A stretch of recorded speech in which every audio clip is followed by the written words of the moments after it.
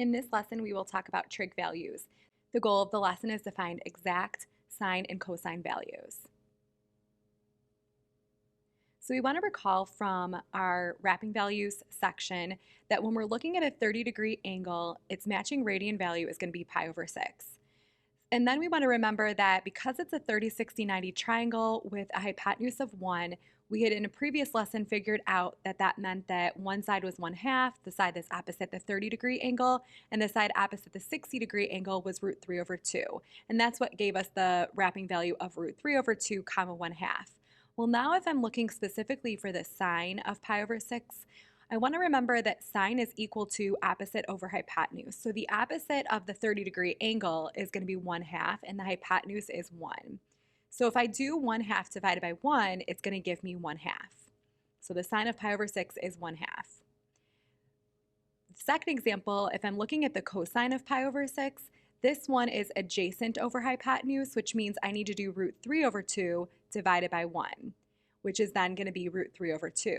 And you want to notice here that what we have for x, root 3 over 2, matches up with our cosine value, and what we have for y, 1/2, matches up with our sine value.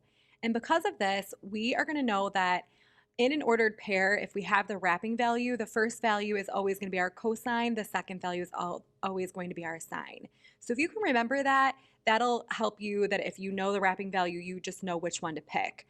A quick trick for how I remember that cosine comes first and sine comes second is you can think about alphabetical order. You know, we normally have an X here and a Y here, that's alphabetical. We also can think of it as a C here and an S here, and that's also alphabetical. So now we want to talk about their signs. So something that we can use for this is all students take calculus. All is going to go in quadrant 1, and all values, all trig values, no matter what we're talking about, is going to be positive if they end up in quadrant 1. The next one we're looking at is students, and the S is going to stand for sine and later cosecant, and those are the ones that are going to be positive in quadrant 2. So if anything else falls in quadrant 2 besides sine and its reciprocal cosecant, it's going to be negative. Our take quadrant, quadrant 3, is going to go with tangent and then cotangent eventually. So tangent and cotangent are the only ones that are going to be positive. Everything else would be negative in that quadrant.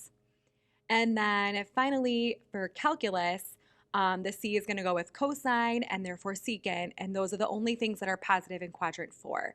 So some people like to use this chart. If this is confusing to you, you can stick with just finding the wrapping values, thinking about the signs with that, and then knowing if you're looking at the x value or the y value. But understanding this eventually could help speed things up. Now, since today we're only looking at sine and cosine values, let's just talk about when they're positive and when they're negative. If they end up in the first quadrant, both are positive. So no matter what you're looking at, if it's in the first quadrant, sine, cosine, positive. The second quadrant, it's going to be sine that's positive, cosine there would be negative. In the third quadrant, they're both negative. And in the fourth quadrant, it's cosine that would be positive, therefore sine would be negative. So you could just focus on this chart for today when doing sine and cosine values alone. So now we get to some examples. I'm going to talk about the first column and how we get the answers to these. And then I would suggest that you pause the video after we go through problem number 4, and then try 5 through 12 on your own, and then play the video to check your answers. So for number 1, the cosine of 4 pi over 3, the minute that I see a denominator of 3, in my head, I'm thinking its x value is 1/2. It's got to start with 1/2. Because I'm looking for the cosine, I want the x value, so I know it's going to be 1/2. Then I've got to figure out if it's positive or negative. Well, 4 pi over 3 falls in the third quadrant, and that's our negative quadrant, so that's why this one's going to be negative 1/2. For sine of pi over 2, now that one doesn't fall in a quadrant, it's on the y-axis.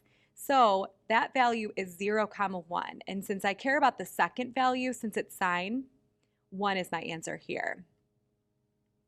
For the next one, denominator is 6. That's going to start with the root 3 over 2. And since I'm looking for cosine, that's what I care about. So my number is going to be root 3 over 2. And now I have to think about the sine. Well, because that falls in the third quadrant, it's going to be negative. And then for the cosine of 0, again, it's going to fall on the axis. It's going to be the x-axis this time. That value is 1, 0. Again, I care about the x value there, and that's going to be positive 1. So now go ahead and pause the video and try questions 5 through 12 on your own, and then play back through my answers. So number 5, as soon as I see that denominator 4, we're thinking root 2 over 2, root 2 over 2. So it doesn't matter if we're looking for sine or cosine here. They would both be root 2 over 2, and in fact, they would both be positive because everything's positive in that first quadrant. So root 2 over 2 is our answer. Again, for 6, I have another denominator 4. So again, it's automatically root 2 over 2. But this time, I've got to think about the sign. And because 5 pi over 4 falls in the third quadrant, it doesn't matter if it's sine or cosine. They would both be negative there. For 7, the cosine of 3 pi over 2. 3 pi over 2 falls at the bottom of our unit circle. That's at 0, negative 1. I care about the x value here, which is 0. That's our answer. Number 8, I see that denominator of 3. I'm thinking 1/2, root 3 over 2. I care about the second value here, so root 3 over 2. And then this one's in the second quadrant, and this is where it's got sine is going to be positive here, so this is going to be positive root 3 over 2. And you can do that either by looking at the chart or knowing that that wrapping value would have been negative 1/2, positive root 3 over 2, and that's why root 3 over 2 is your answer. For number 9, we're looking at 11 pi over 6. As soon as I see denominator of 6, root 3 over 2 is first, 1/2 is second, and 1/2 is what I care about here. 11 pi over 6 is the fourth quadrant, so that's our positive negative, making this negative 1/2. Denominator of 3 for number 10, it's going to start with a 1/2. That's what we care about in this case. This one is also in the fourth quadrant, and that has a positive cosine value. For number 11, pi is at negative 1, 0. We care about the second value there, which is 0. And for 12, the cosine of 5 pi over 6, we start with a root 3 over 2. I care about the x value here, so it's going to be root 3 over 2. It's in the second quadrant, which makes the cosine value negative. So our answer is negative root 3 over 2. And just something to keep in mind here, the only answer options that you can get, and they could be positive or negative with the exception of 0, are these ones that are listed in green here. So you shouldn't get anything other than those answers.